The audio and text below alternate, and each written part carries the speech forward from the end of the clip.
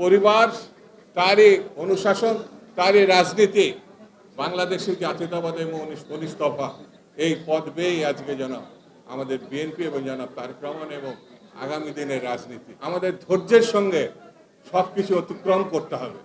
সব কিছু যেভাবে অতীতে আমরা জয় করেছি ঠিক তেমনি জয় করতে হবে।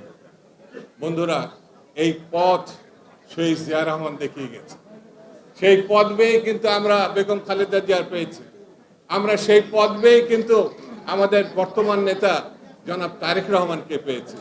যে ধৈর্য, যে মানবতাবোধ, যে গণতন্ত্রের প্রতি নিবিড় আচরণ, সেই নেতা জনাব তারেক রহমান।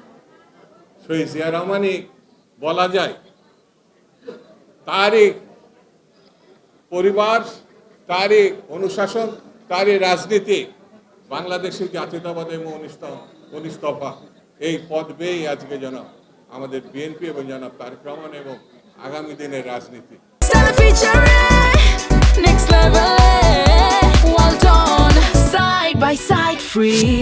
এটা আমাদের ধারণ করতে হবে।